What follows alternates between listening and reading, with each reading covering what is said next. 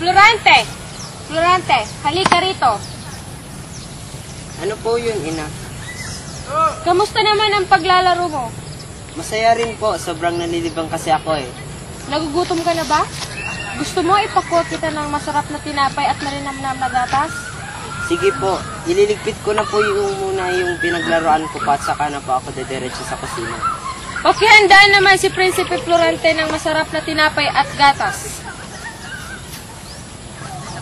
Oras ka. Kailangan nang matutunan ng iyong anak ang mabuhay ng mag-isa. Tama ka. Ang mundo ay puno ng pagsubok. Kapag nasanay siya sa ligaya, oras na makaranas siya ng problema ay hindi niya ito kakayanin at madali siyang susuko.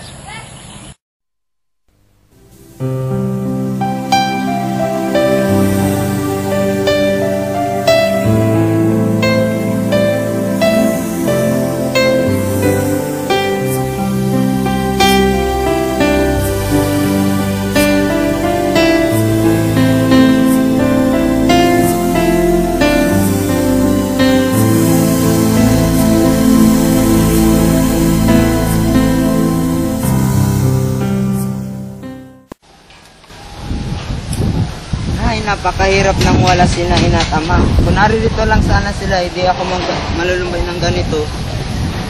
Oras na pala ng unang klase ko.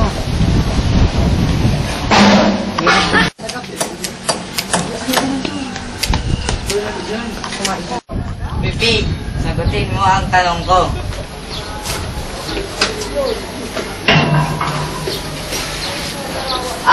Ikaw yan. Ikaw nga. Halika, pasok. Mga bata, ito si Florante. Galing siya sa Karaan ng Albania. Magiging kamag-aral niyo siya sa ngayon. Magandang umaga sa inyo. Saan ba ako pwedeng umupo?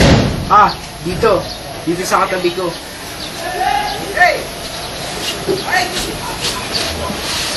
Kung may kailangan ka, Florante, huwag kang mag-atubiling lumapit sa akin.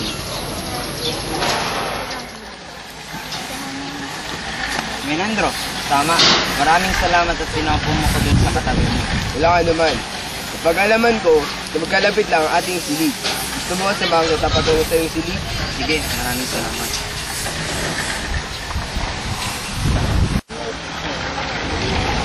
Kanga ka talaga, Adolfo. At ang galing-galing mo't napakahusay mo. Napakagaling mo talaga. Ang anak ko sa iyo, matalino at Adolfo. Masaya ako dahil ako'y kaibigan mo. Dahil kahit hindi ako kasing talino mo, tanggap ko pa rin ako bilang isang kaibigan. Ako, sunod naman yata yun. O paano? Wala na ako. Mag-aaral pa ako eh.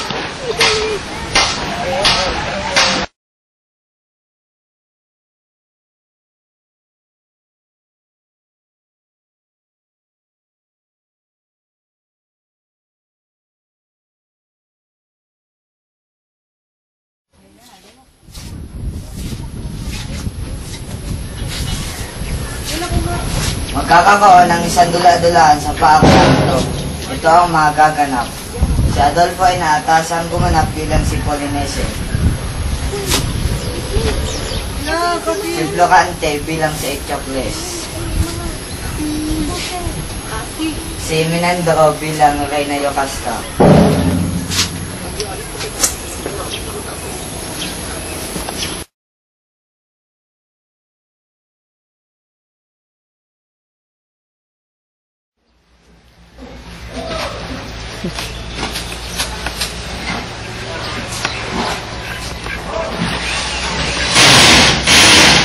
Ang batang ito ang magiging tagapagmana ng aking kaharian.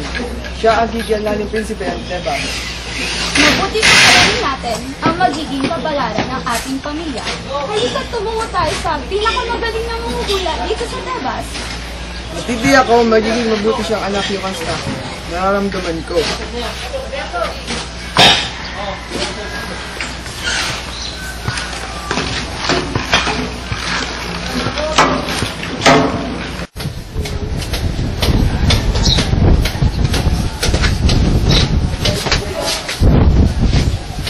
Nais kong alamin na magiging kapalaran ko ng aking reyna at ng aming magiging anak.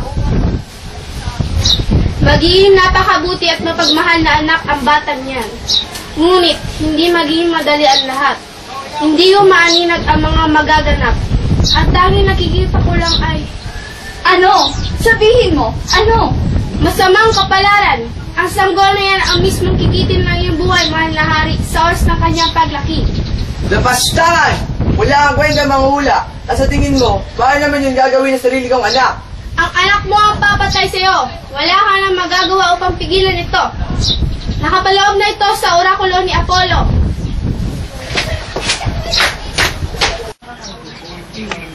Tama na, Layo. Huwag mong damdamin ang sinabi ng manghuhulang iyan. Marahil ay wala lang talaga siyang alam at hindi siya marunong manghula. Bakit ba kasi sa kanya pa tayo nagpahula? Minsan ko lang na ipanalo ang aking laban dahil sa kanyang hula. Kung hindi dahil sa kanya, wala na sa atin ang kayaraan ito. Mahirap nang hindi paniwalaan ang taong yun. Anong plano mo ngayon? Para sa atin to, aking reyna. Wala na akong ibang maisip kundi ipapatay ang sanggol na yan. Patawad. Mahal na hari, nahanap na pa ang mahal na reyna.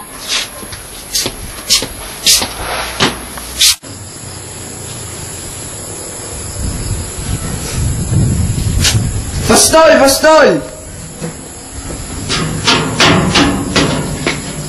Magandang hapon po, mahal na hari. Ano po bang kailangan nyo? Pinatawag niyo ako. Nais kong tapusin mo ang buhay ng sanggol na yan.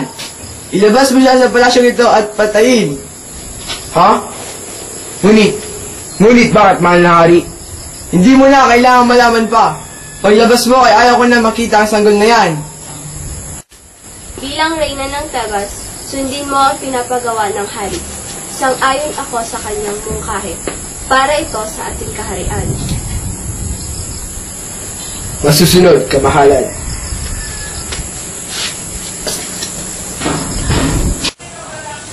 Napakabata mo pa upang mawala dito sa mundo. Hindi ko kayang paslangin ang iyong inosenteng pagkatao.